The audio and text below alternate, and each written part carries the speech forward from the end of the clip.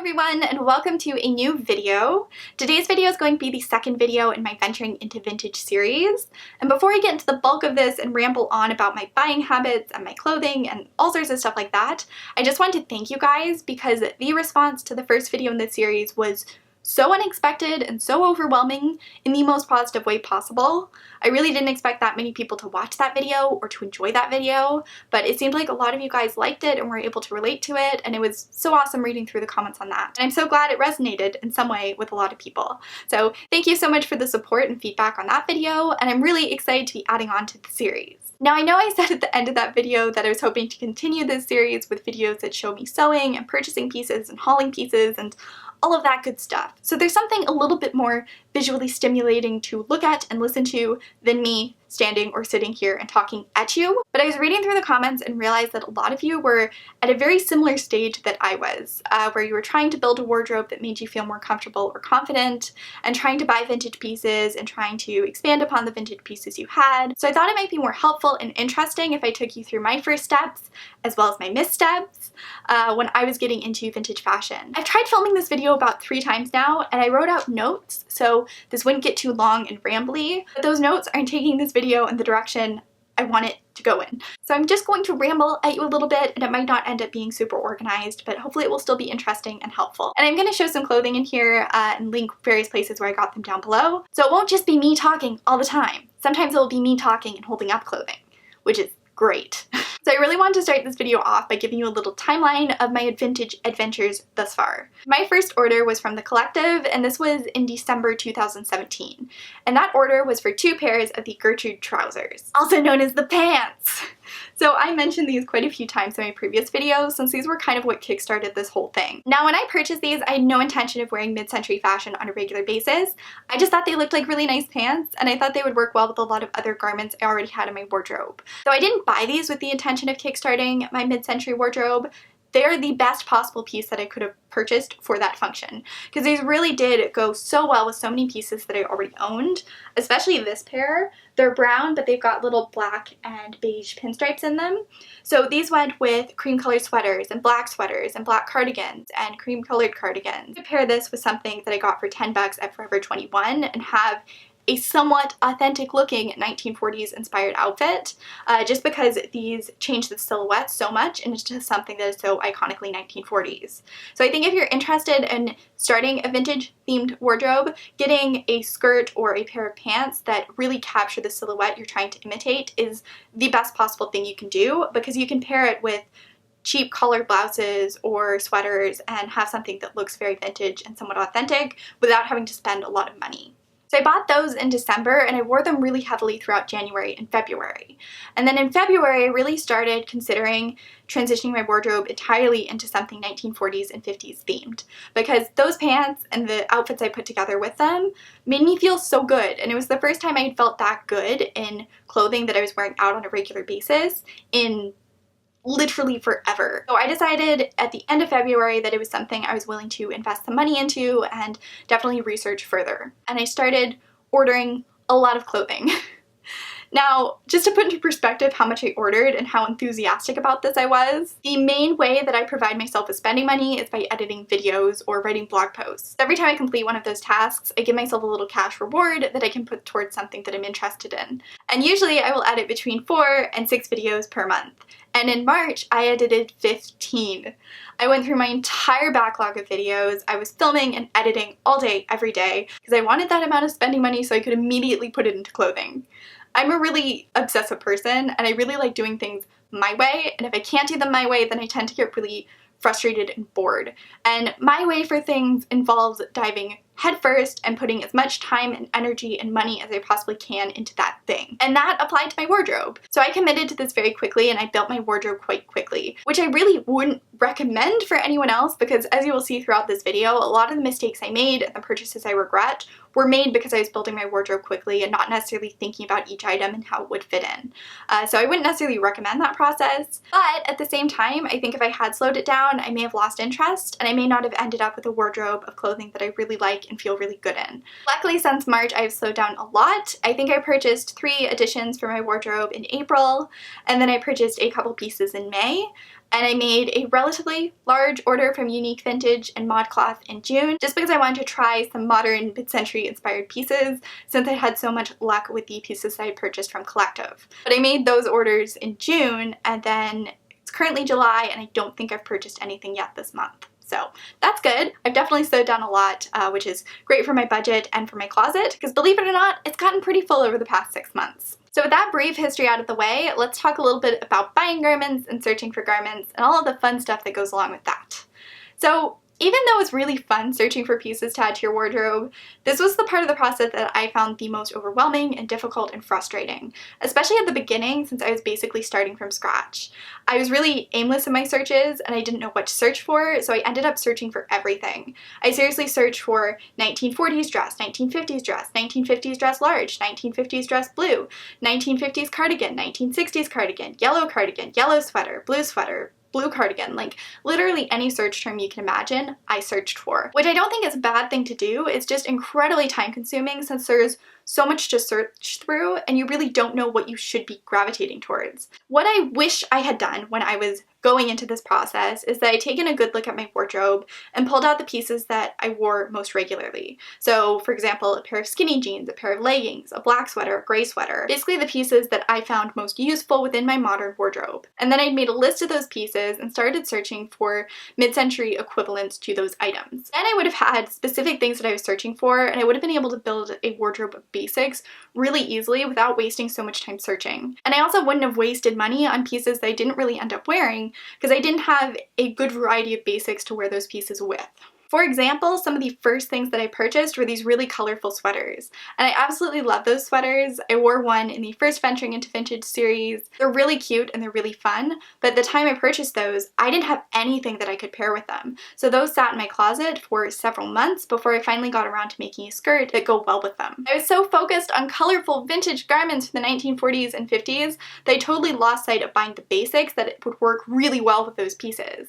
So I didn't even think to purchase a pair of jeans until last month, which is just ridiculous because over the last month they've become one of the pieces that I wear the most often because they go with everything else that I've purchased throughout this journey. By the way, I ended up purchasing the Siobhan jeans from Collective and they're awesome. I have the size 12 and they've got a really nice metal zipper and button at the side. They've got a really authentic but flattering silhouette and I would highly recommend these if you're looking for a pair of 40s style jeans to add to your wardrobe. Anyway, my point is that when I was building from scratch, it was really easy for me to lose sight of the pieces that would be the workhorses and the most important pieces of my wardrobe, just because those pieces weren't the most exciting, so they weren't the pieces I thought to look for. So that would be what I would recommend for you to do, but that's not what I did. Instead, I wasted many hours and days worth of time just browsing for things because I didn't know what I was supposed to be browsing for. As I was browsing, I was continuously adding things to my cart. I forced myself to wait a week before purchasing anything, and over that week, I slowly whittled down my cart.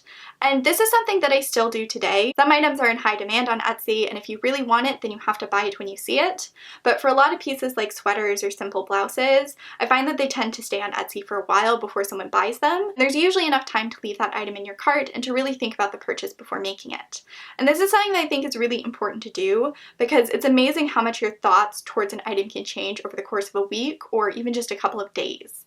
I know there were pieces that I loved and I felt I needed, and then after a night's rest and looking back at them, I realized they weren't as practical as I thought and they probably weren't something I was going to get a lot of wear out of. So I managed to whittle that cart of 100 or so items down to a collection of maybe 20 pieces that I was more interested in and felt were more suitable for my lifestyle. And I tried to ask myself 2 questions about each item during this whittling process, and that just made me consider them a little bit more and help change my thoughts on them.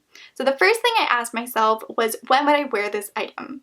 Because for me, since I was making a big wardrobe change, it felt like I was making a big life change too, when in reality my life wasn't changing and my needs out of clothing weren't really changing either. And the next thing I would ask myself is, what will that piece go with? Now this is a really good thing to ask yourself, but since I was just starting and kind of starting over with my wardrobe, the only real thing that I had to go with the pieces that I was interested in buying were the Gertrude trousers. And I hoped at some point to expand my wardrobe beyond those 2 pairs of pants. So instead of asking myself, do I have anything this would go with, I'd ask myself, can I envision an outfit I would wear that incorporates this piece? And the answer was pretty much always yes, because I find it very easy to envision outfits with garments.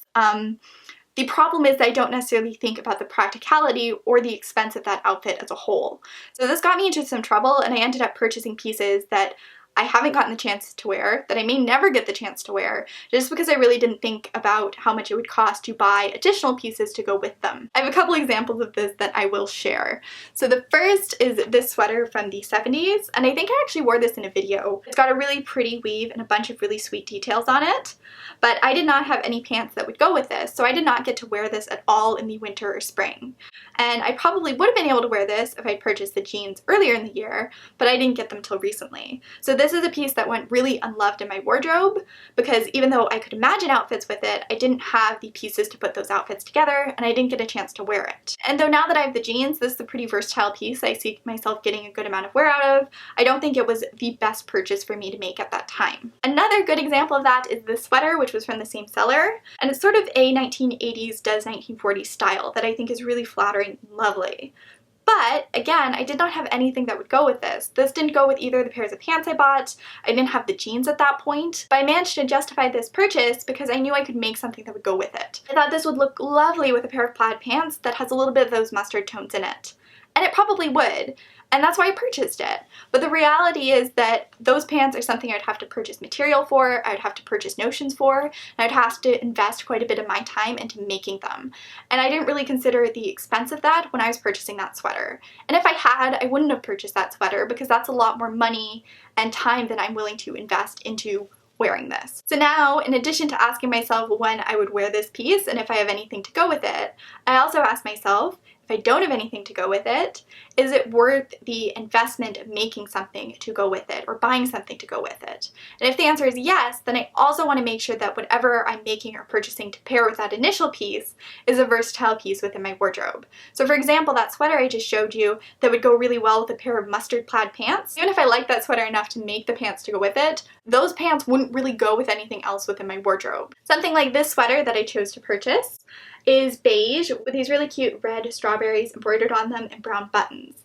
And this would look really nice with a pair of brown pants, which would be really versatile within my wardrobe. I have several other things that would go well with brown pants, or a pair of bright red shorts. And I also have a lot of pieces in my wardrobe that would look nice with a pair of red 1940s style shorts. So I decided to purchase this even though at the time I didn't have anything that would go with it.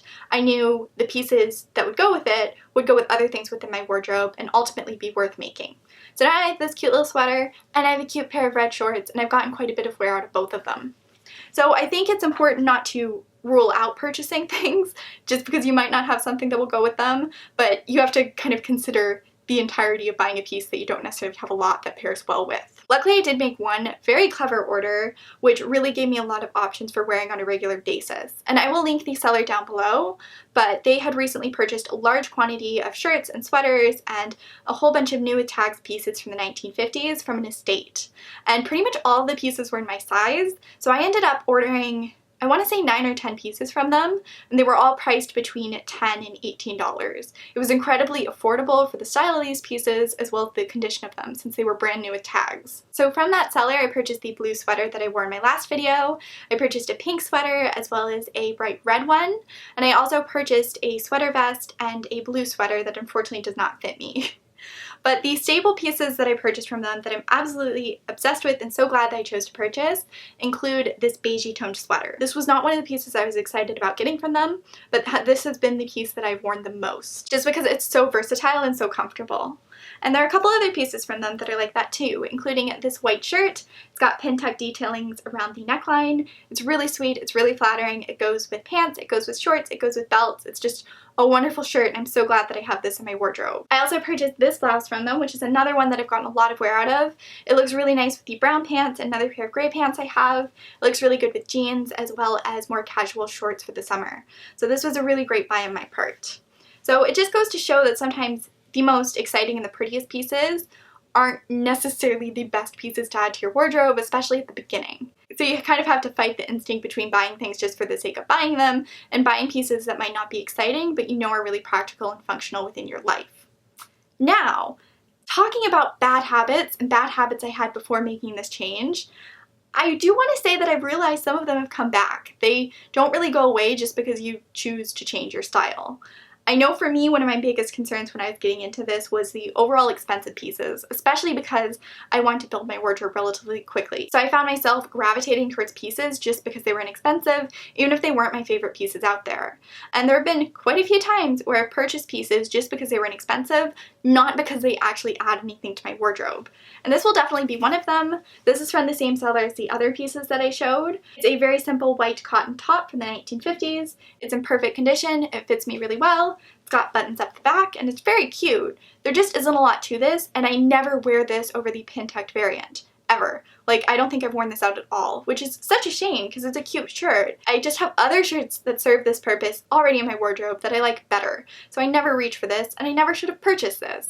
And sure, it wasn't very expensive, but those $10 could have gone towards something that I like a lot more. So even though this passes all of the questions that I might ask myself about an item in my cart, and that it's practical for my lifestyle, and it's functional, and that I have lots of pieces to go with it, this wasn't a smart purchase on my part. And another case when I did this with these collective blouses, I purchased this one at the same time that I purchased the Gertrude trousers, and I was really impressed with how it fit me and how well it washed. I just really liked it. So when I was making the order for the jeans, I also picked up this shirt, which is the same size and has the same base color, but instead of having orange swallows on it, it has white polka dots. And though I have gotten a little bit of wear out of this, I do not need both of these shirts. I should not have purchased both of these shirts because they have the exact same function within my wardrobe, and I definitely did not need both of them. But they were both about $10, and I felt like $10 for a new shirt was a good price, even though it doesn't really add a whole lot to my wardrobe other than just taking up space. So I think it's important to be aware of your negative habits that you have with modern clothing when you're transitioning your wardrobe into something more vintage inspired, because just because the clothing you're buying is different doesn't mean that those buying tendencies are going to disappear. To try and change this, I've stopped sorting things by price, which has been a huge change for me.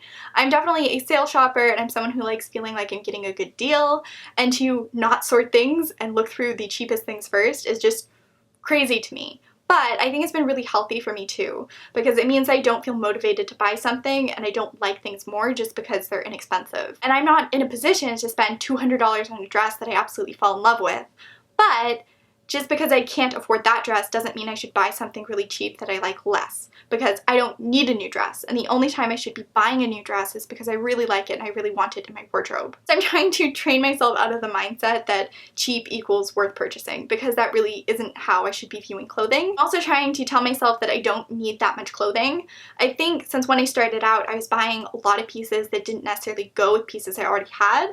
I felt like I had a lot of clothing but nothing to wear, and that the solution was to get more clothing, when in reality I didn't need more clothing. I just needed to be more aware of what I was buying and making sure that it went with other pieces in my wardrobe. So that, paired with impulse buying pieces just because they're inexpensive and vintage and in my size, has led to me having a relatively inexpensive but a relatively large wardrobe of pieces I don't necessarily love, which is kind of the same situation I was in with modern clothing.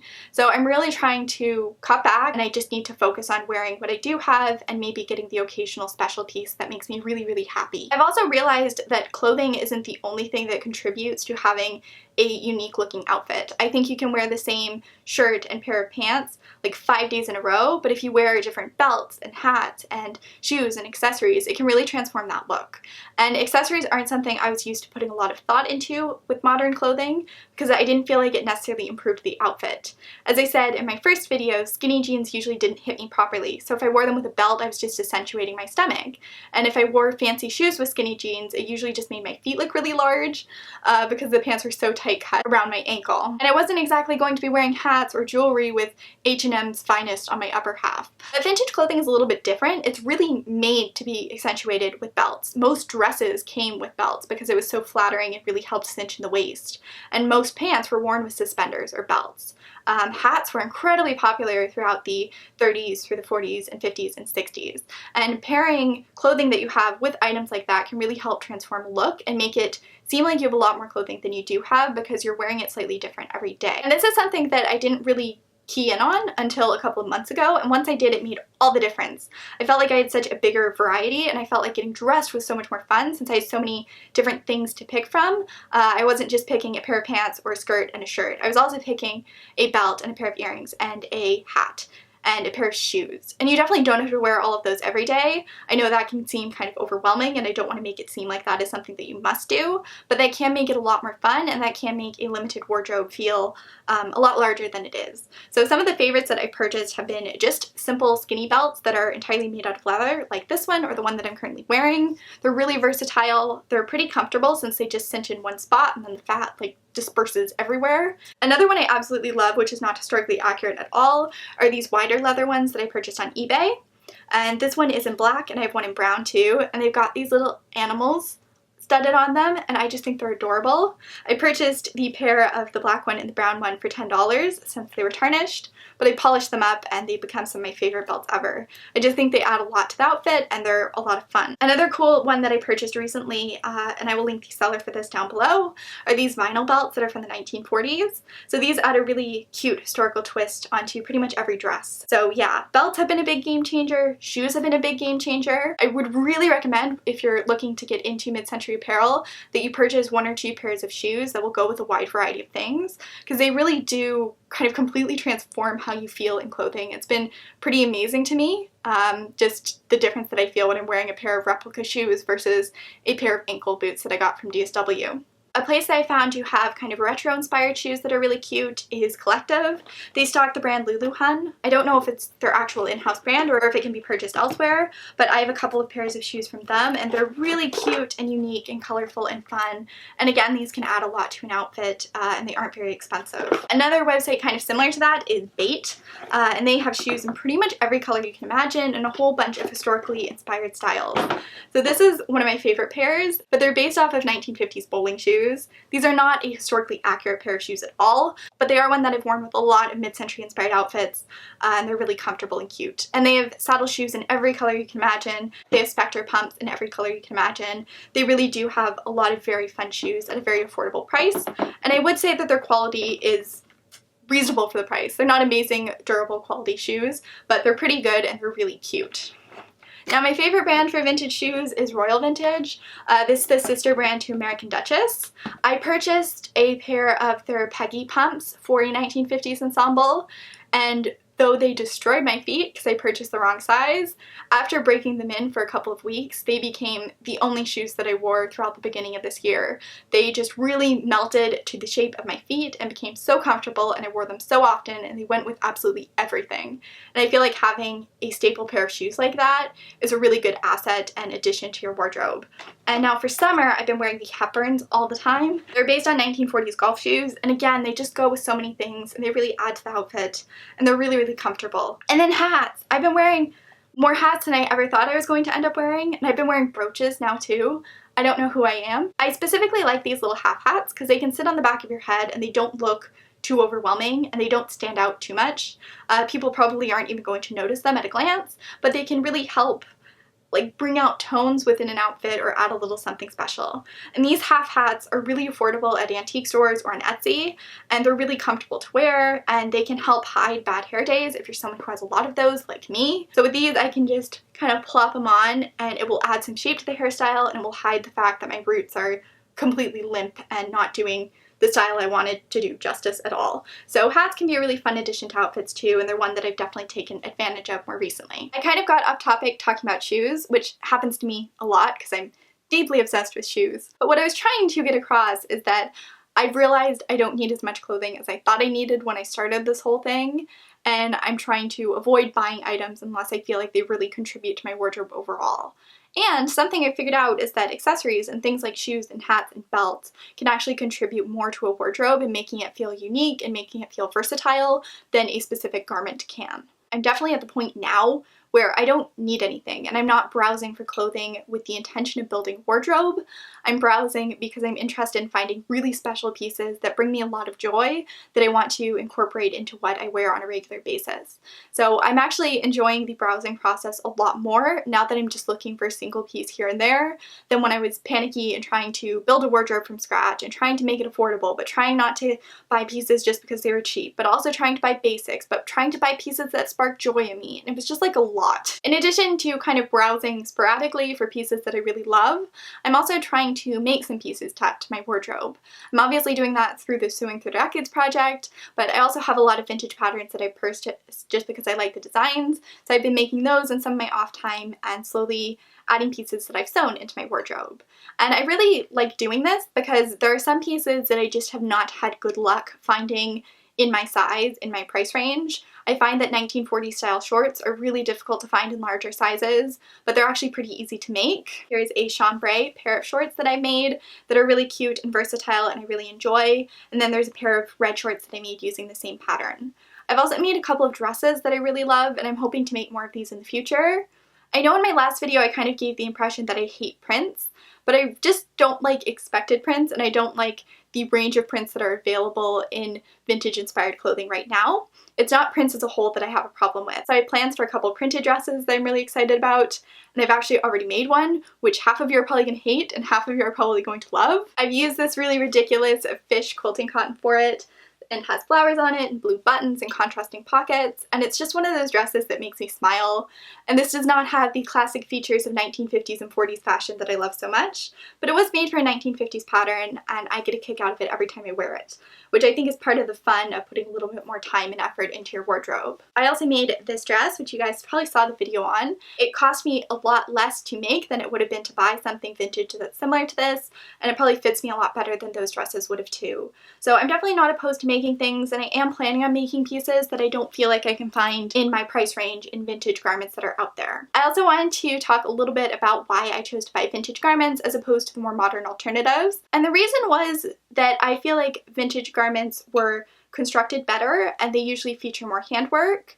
I also feel like they're usually made out of materials that are lighter and hold the shape that vintage garments are supposed to have better. I also really like the idea of using something old for its intended purpose. That's why I've been so determined to use original patterns for the Sewing Through the Decades project. And with clothing, it's absolutely incredible to me. I can hold this dress that is 80 years old that was probably worn by a woman my age at one point. There's just something really delightful about that to me, and I love being able to, I guess it's not recycling, but just be able to use things in the way they were intended to be used and feel that connection to people who might not be around anymore or who lived a very different lifestyle than me. I think that's really interesting and really cool, and I really like that that's something that I'm able to do with some garments that I own. I collect antiques just in general. Like, my bedroom is like an antique store. It's ridiculous. I'm especially obsessed with vintage ceramics. I've got a large collection of ceramic figurines, which were very expensive at the time they were being produced and would have been given as a very elaborate gift and probably treasured by their original owners. And the fact that I can now own that piece and I can take care of it for someone who's no longer there, I don't know, there's just something really special and beautiful about that for me, and I like being able to do that with other items that I use and wear on a more regular basis as opposed to things I just look at. So that's why I gravitate so much towards the vintage pieces, in addition to feeling like the quality and materials used were better. There also isn't a big price difference between vintage garments and the modern alternatives. For example, this tank top, which I purchased from Unique Vintage, was regularly like $38, and the shirt, which I have worn more than this tank top, which is original and came new with its tags, was $12. So that isn't going to be the case for everything, but I have found that a lot of the knitwear and shirts and dresses and skirts are pretty comparably priced. So there really isn't a reason for me to gravitate towards those modern pieces unless I see something I really love, or unless I feel like it's going to really make the maintenance for that piece easy enough that I feel compelled to purchase it over a vintage garment. The order that I made from Unique Vintage, I ordered a couple different items, and they were all just such poor fabrics and poor construction, and the zippers were sewn too close to the edges of the material so they wouldn't do up properly, and it was just a mess. I had more fitting issues with the things from that order than I have with any of the vintage items that I purchased. So it just isn't something that really appeals to me unless I see an item that I really love. I think I'll stick to buying reproduction shoes and buying original vintage garments. Except there are two things I purchased from ModCloth which are absolutely adorable that I just want to show you. I got the cutest little sweater, which is from their collaboration with Collective. I love the color of this so much. It's a really cute, delicate style, which I haven't seen on Etsy or anywhere else that is within my price range. So I was really excited to see this. I think it's really cute, and I think I'm going to get a lot of wear out of it. And then I also purchased this romper, which is not historically accurate at all, but it's kind of a 1940s style. It has functional pockets on the back and a pleated kind of skirt to it. and then the overall pinafore top. And this is so cute, and I really like it, and I'm really looking forward to wearing that. So there are some pieces that I see and I just love and I really want in my life, but I definitely prefer browsing Etsy and sources where you can buy original vintage clothing more than the more modern websites. And just talking about Etsy in general, because I know people are going to ask, that's where I purchased the majority of the clothing that I've shown you today. I feel like the tagging features on Etsy make it much easier to browse for vintage apparel than the ones on eBay. And I also find that people on Etsy utilize the tags a lot more than people on eBay.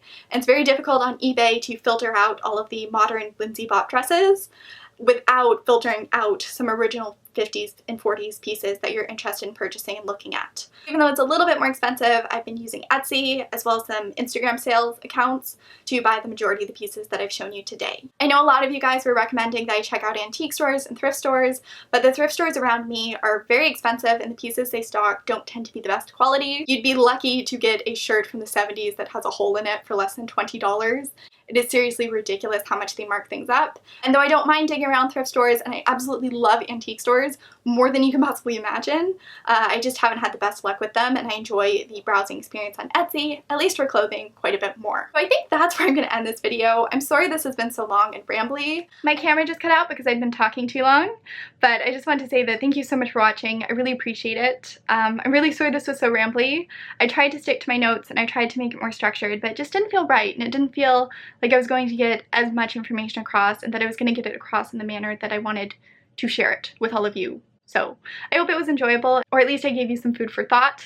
I know this was a lot more about my personal experiences than it was advice or explaining my mistakes in great detail, but maybe hearing my thought process about it can help you on your purchasing journeys. And I'd really love to hear from anyone who has a more established wardrobe. If you made any of these mistakes, or if you didn't and you made different mistakes, I'd love to hear about those. Knowing what I actually did right as opposed to did wrong might make me feel a lot better, so definitely feel free to share those stories. And yeah, I just hope this was helpful and I hope you enjoyed it, and I really appreciate you watching. The next video in this series will hopefully be more interesting than this. I really don't need more clothing, so I don't think it's going to be a haul video, but maybe it can focus more on the pieces I've made, or the pieces I'm planning on making, or the pieces I've worn the most. I don't know, I'd really love to hear what you guys would like to see from this series, and I'll definitely try and keep that in mind. So thanks again for watching. If you enjoyed this video, giving it a like and a comment really helps me out. You can subscribe if you would like to see the next one, as well as how I made that glorious fish dress. And if you want to see bonus content and get content before everyone else, then I will leave a link to my Patreon in the description box down below. So thanks again for watching, and I'll talk to all of you very soon.